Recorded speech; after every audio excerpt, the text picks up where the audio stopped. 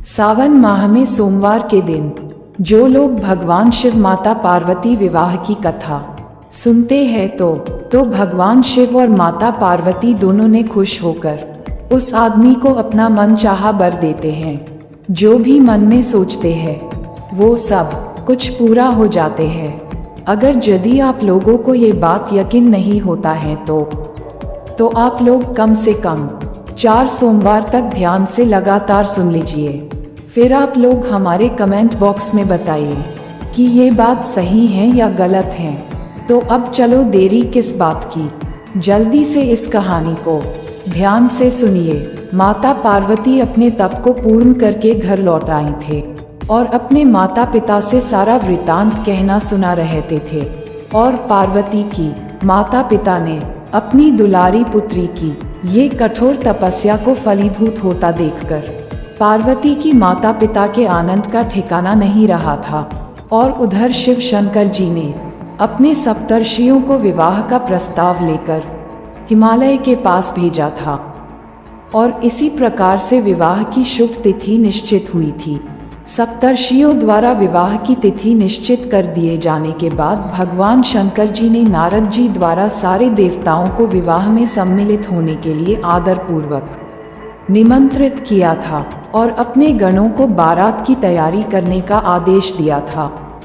और वे उनके इस आदेश से अत्यंत प्रसन्न होकर नारद मुनि ने गणेश्वर, कुंडक, काकपादोदर, मधुपिंड, प्रमथ, वीरभद्र आदि गणों के अध्यक्ष अपने अपने गणों को साथ लेकर चल पड़े थे। और नंदी, क्षेत्रपालक, भैरव आदि गणराज भी कोटि कोटि गणों के साथ निकल पड़े थे। ये सभी 3 नेत्रों वाले थे। सबके मस्तक पर चंद्रमा और गले में नीले चिन्ह थे। सभी ने रुद्राक्ष के आभूषण पहन रखे थे। सभी के शरीर पर उत्तम भस्म पुती हुई थी। इन गणों के साथ शंकर जी के भूतों, प्रेतों, पिशाचों की सेना भी आकर सम्मिलित हो गई थी। और इनमें डाकनी, शाकिनी, यातुधान, वेताल, ब्रह्मराक्षस आदि भी शामिल थे। और इन सभी के रूप, रंग, आकार, प्रकार, चेष्टाएं, वेशभूषा, हाव भाव आदि सभी कुछ अत्यंत विचित्र थे। किसी के मुख ही नहीं था और किसी के बहुत से मुख थे। कोई बिना हाथ पैर के ही था तो कोई बहुत से हाथ पैरों वाला था। और किसी के बहुत सी आंखें थीं और किसी के पास एक भी आंख नहीं थी। और किसी का मुख गधे की तरह था और किसी का सियार की तरह, किसी का कुत्ते की तरह था। उन सब ने अपने अंगों में ताज़ा खून लगा रखा था। कोई अत्यंत पवित्र और कोई अत्यंत विभत्स तथा अपवित्र गणवेश धारण किए हुए था।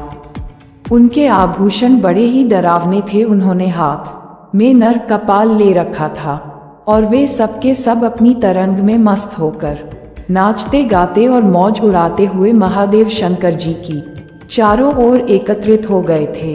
और चंडी देवी बड़ी प्रसन्नता के साथ उत्सव मनाती हुई भगवान रुद्रदेव की बहन बनकर वहां आ पहुंची थी। और उन्होंने सर्पों के आभूषण पहन रखे थे। वे प्रेत पर बैठकर अपने मस्तक पर सोने का कलश धारण किए हुए थे। और धीरे धीरे वहां सारे देवता भी एकत्र हो गए थे। और उस देवमंडली के बीच में भगवान श्री विष्णु गरुड़ पर विराजमान थे। पितामह ब्रह्मा जी भी उनके पास में मूर्तिमान वेदों, शास्त्रों, पुराणों, आगमों, सनका महासिद्धों, प्रजापतियों, पुत्रों तथा कई परिजनों के साथ उपस्थित थे। और देवराज इंद्र भी कई आभूषण पहनकर अपने ऐरावत गज पर बैठकर वहां पहुंचे थे। और सभी प्रमुख ऋषि भी वहां पर आ गए थे। और तुम्बुरु, नारद मुनि, हाहा और हुहु आदि श्रेष्ठ गंधर्व तथा किन्नर भी शिवजी की बारात की शोभा बढ़ाने के लिए वहां पर पहुंच गए थे। इनके साथ ही सभी जगन्माताएं, देवकन्याएं, देवियां तथा पवित्र देवांगनाएं भी वहां आ गई थीं। इन सभी के वहां मिलने के बाद भगवान शंकर जी अपने स्फुटिक जैसे उज्ज्वल सुंदर वृषभ पर सवार हुई थी। और दूल्हे के वेश में शिवजी की शोभा निराली ही छटक रही थी।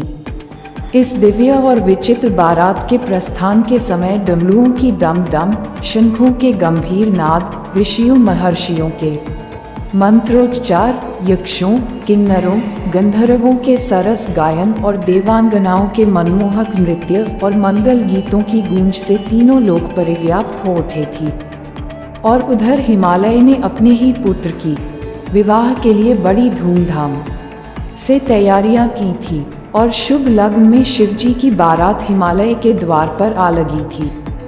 पहले तो शिवजी का विकट रूप तथा उनकी भूत प्रेतों की सेना को देखकर पार्वती की मां मैना ने बहुत डर गई थी और उन्हें अपनी कन्या का पाणी ग्रहण कराने में आनाकानी करने लगी थी। और पीछे से जब उन्होंने शंकर जी का करोड़ों कामदेवों को लजाने वाला 16 वर्ष की अवस्था का परम लावण्यमय रूप देखा तो वे देह गेह की सुधि भूल गई थी और शंकर पर अपनी कन्या के साथ ही साथ अपनी आत्मा को भी न्योछावर कर दिया था। और इसी प्रकार से हर गौरी का विवाह आनंद पूर्वक संपन्न हुआ था और हिमाचल ने कन्यादान कर दिया था। और विष्णु भगवान तथा अन्यान्य देव और देव रमणियों ने नाना प्रकार के उपहार भेंट किए थे और ब्रह्मा जी ने वेदोक्त रीति से विवाह करवाया था। और वहां से सब लोग अमित उत्साह से भरे अपने अपने स्थानों को लौट गए थे। तो मेरे प्यारे बहन भाई और दोस्त, ये कहानी आप सब लोगों को कैसा लगा? हमें उम्मीद है कि यह कहानी आप लोगों को अच्छा लगा होगा। तो मेरे प्यारे बहन भाई और दोस्तों, अगर यदि आपको ये कहानी अच्छा लगा तो सिर्फ एक बार हमारे YouTube चैनल को सब्सक्राइब जरूर कर लीजिएगा जी। और मैं आप सब लोगों को दिल से धन्यवाद करता हूँ जी। हमारे पूरा वीडियो देखने के लिए दिल टूटना, folded hands, folded hands, folded hands, folded hands.